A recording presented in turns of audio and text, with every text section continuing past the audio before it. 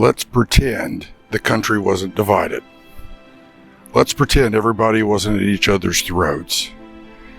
Let's pretend that things were peaceful and we had a broad pathway, right, into the future to look at. And let's pretend we're all in a sandbox. What do you think America could be? What do you think it'd be like? How do we solve some of the problems that we have as a nation? How do you change the trajectory that we're on right now and not demonize people from one side or the other, but stand against those at the extremes that are causing problems for everybody?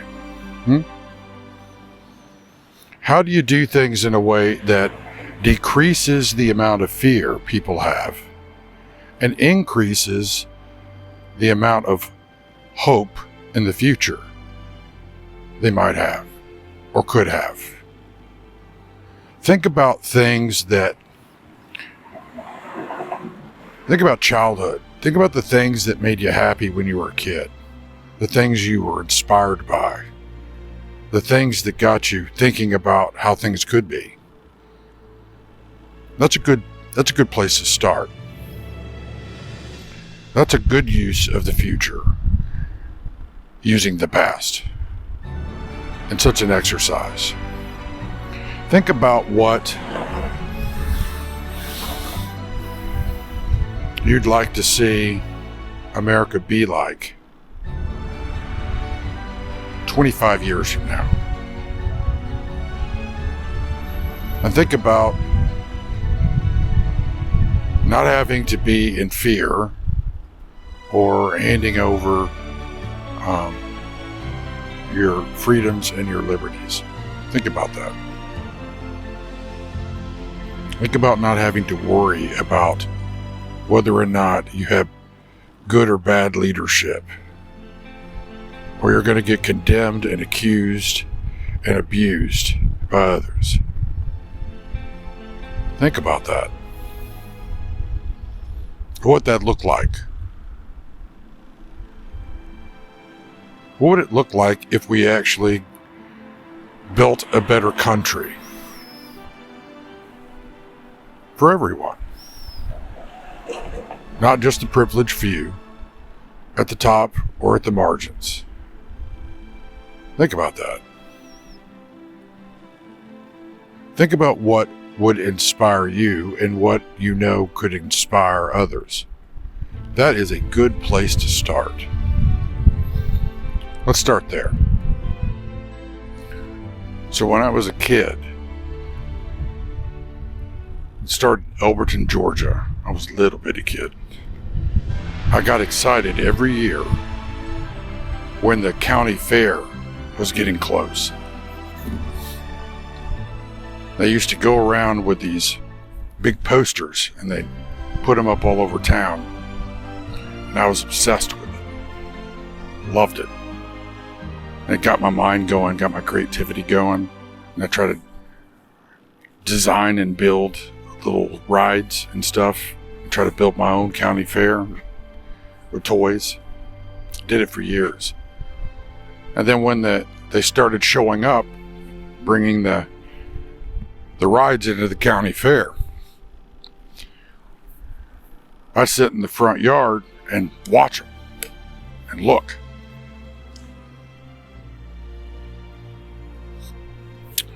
It was big time fun for me. I loved the lights. I loved the mechanics of it. I really got excited. The smells, the sounds, you know. Look forward to going with my dad to the county fair every year. And that went on actually all the way through high school. I loved it. I suppose at one point, one of my dreams was to essentially B, join up with Disney Imagineering. That was a huge dream for me when I was young. Here to hold all the ideas and plans we could possibly imagine. Right now, our plans include an airport of the future down here in Osceola County, an entrance complex where all visitors will enter Disney World, an industrial park area covering about 1,000 acres, and of course, the theme park area way up here. And all these varied activities around the Disney World will be tied together by a high-speed, rapid transit system running almost the full length of the property. But the most exciting, by far the most important part of our Florida project, in fact, the heart of everything we'll be doing in Disney World, will be our experimental prototype city of tomorrow. We call it EPCOT, spelled E-P-C-O-T, Experimental Prototype Community of Tomorrow. Here it is in larger scale.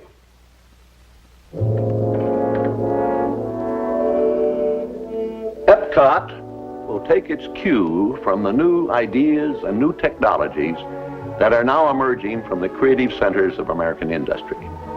It will be a community of tomorrow that will never be completed, but will always be introducing and testing and demonstrating new materials and new systems. And EPCOT will always be a showcase to the world for the ingenuity and imagination of American free enterprise. I don't believe there's a challenge anywhere in the world that's more important to people everywhere than finding solutions to the problems of our cities. But where do we begin? How do we start answering this great challenge? Well, we're convinced we must start with the public need. And the need is not just for curing the old ills of old cities. We think the need is for starting from scratch on virgin land and building a special kind of new community. So that's what EPCOT is, an experimental prototype community that will always be in a state of becoming. It will never cease to be a living blueprint of the future, where people actually live a life they can't find anywhere else in the world. Everything in EPCOT will be dedicated to the happiness of the people who will live, work, and play here, and those who come here from all around the world to visit our living showcase. We don't presume to know all the answers. In fact, we're counting on the cooperation of American industry to provide their very best thinking during the planning and the creation of our experimental prototype community of tomorrow. And most important of all, when EPCOT has become a reality and we find the need for technologies that don't even exist today, it's our hope that EPCOT will stimulate American industry to develop new solutions that will meet the needs of people expressed right here in this experimental community. Well, that's our basic philosophy for EPCOT. So, what's interesting is that creativity and that hope sparked all kinds of thinking, all kinds of other creativity. And, it was childlike. It wasn't childish, it was childlike. And I find when I can put myself back into that childlikeness, right? My creativity flows again. My ideas, right? The stress kind of dissipates. And one day I was thinking about this last year. I was under a lot of stress back when I was down in Georgia and I was isolated. And I started thinking about how could we use what we already have and what people already know to inspire people again. And what popped to my mind was county fairs. We don't do World's Fairs anymore, but we still have county fairs. What a huge opportunity county fairs are, considering that we're still doing them all over the country. At least we were before COVID. In using these county fairs as kind of miniature World's Fairs, right? to get ideas across, to inspire people what can be done, to get people interested in science and entertainment and solving problems that they have in those local areas. And then having people sign up at this traveling exhibit, like a mini World's Fair that would go around all these county fairs, right? To join a group in all those local areas to problem solve and to look at what could be done to make their local areas better for everybody. Keep it fun, involve the educational systems there, the high schools, the junior highs, the elementary schools, college students, and just the average everyday folks. It's something that brings back childhood memories. And nostalgia can oftentimes be a very good point to start from to get people thinking about what used to be that was good, right? When they didn't have the cares and the frustrations of the world that we have now. And to kind of put them back in that spot and get them thinking differently about what can be done. See, when I think about problem solving, I think about let's start with what we have and let's look at how it can maybe be reused or repurposed or reframed and done in a way that touches that childlikeness in everybody and then brings it forward, inspiring them to think about what the future could be in the present. When I get really, really stressed out, frustrated, one of my fallback positions is to go to that place myself. I'm not suggesting anything I don't do myself. And that takes the pressure off, right? It helps me recalibrate and think about things that are beautiful, things that are good, things that are fun, things that people enjoy,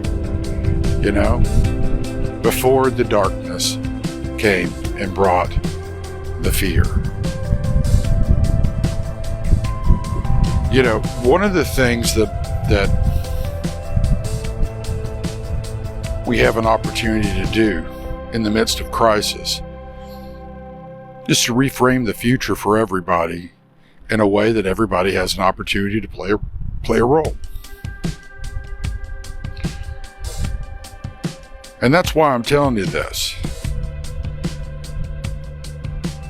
There are ways that we can rethink things and bring things forward from the past that sparks that childlike wonder, that childlikeness in everyone, nurtures it, inspires it, equips it, encourages it, empowers, and supports, all the way down to the local levels. Now, I often get told what can't be done. What people say to me is that, well, it's never going to change. Well, first off, it's always changing, whether for good or for evil. The question is, why are they like that? Well, I think I can tell you.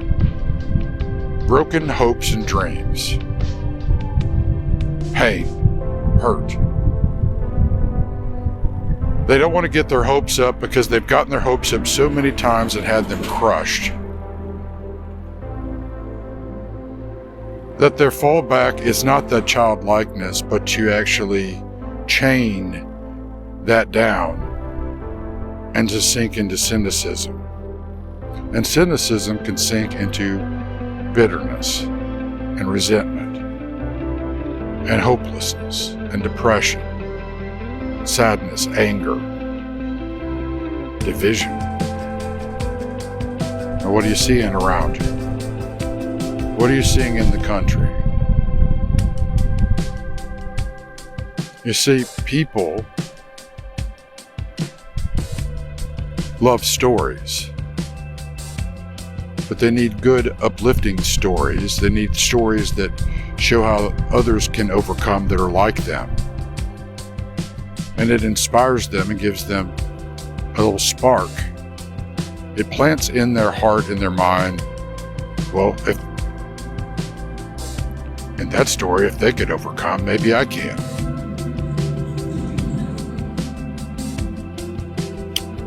Think about that. Think about the power of a narrative. Think about the power of being able to inspire people past where they're at and lift them up and spark that creativity, that childlike wonder. Think about a vision for America that reinstalls that back in the OS of our thinking as a nation.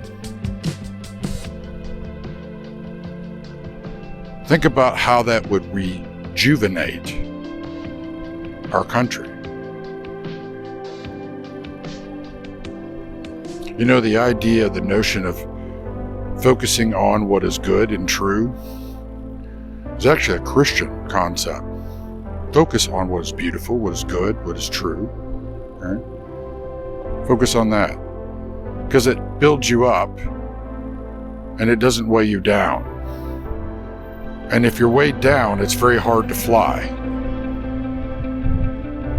And those dreams and those hopes and that creativity needs wings to fly.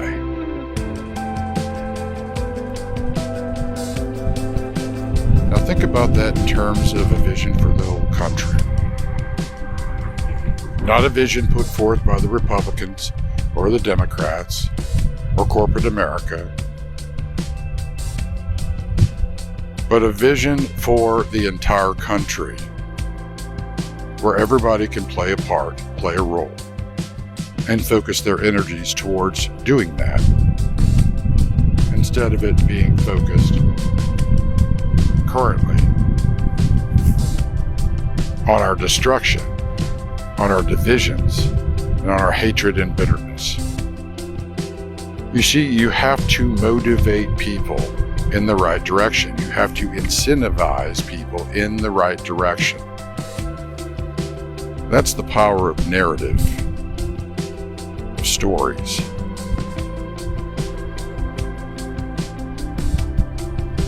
Right now, we're fractured and tribal. That will never ever lead to anything good. But those fractures can mend. You have to think differently. You don't inspire people with fear. There's a proper context for exposing it and calling things out. But if you really want to change things, you have to inspire people. You have to example it. You have to help them have vision. You know, the America Next concept I've been working on for years isn't about me. It's about all of us. A lot of it comes from the concepts and ideas and hopes and dreams of people all over this country, across all the buckets of our society, public and private sector.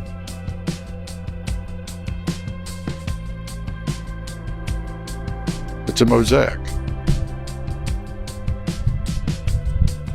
It just puts it together and provides a structure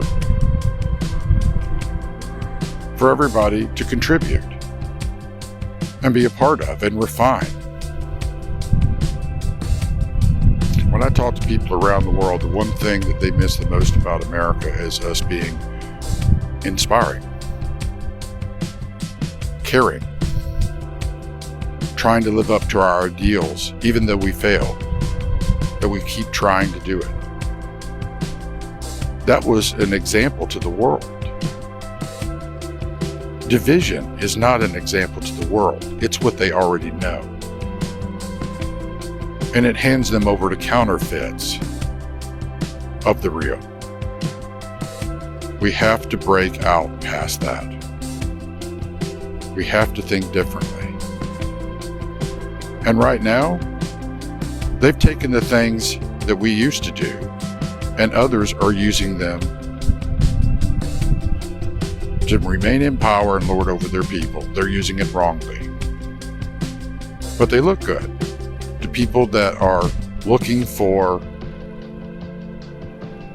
hope, for a better life. You see, the fake versions, the counterfeits, can never ever get traction without first casting dispersion upon the real things and oppressing and poisoning and distorting them. A world full of counterfeits will never ever lead to the real thing. It's like putting a Band-Aid on a gaping wound. It may hold back the bleeding for a time, but a very short time, and then it will bleed worse. And it will be more prone to greater infections.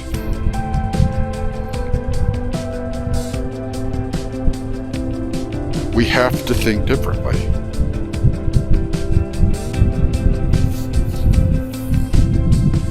We have to overcome our fear, our division, our hatreds, our distrusts of one another. But we cannot do that as a counterfeit. And that's so often what politics continues to offer as counterfeits. We're going to have to change that paradigm too. Think about it. Do you remember when you were free? When you had hope and were excited about the future? When you had freedom to go anywhere you wanted without restrictions? When you dreamed big dreams? When you were excited about the future and you loved America? When you were childlike, had a sense of wonderment and love for your country? Do you remember? Do you remember what it was, or what it can be again, when you regain that love, the beauty of this country, in your thinking, in your hopes and dreams, and making it a better America for everyone? Do you remember? Before you became fearful? Do you remember? Do you remember what you were supposed to be? What you can be again? What you can rise above and celebrate again?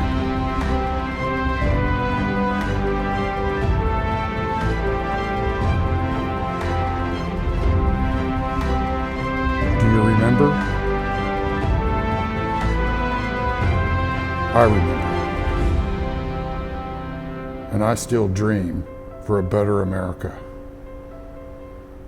I still work for a better America. America Next.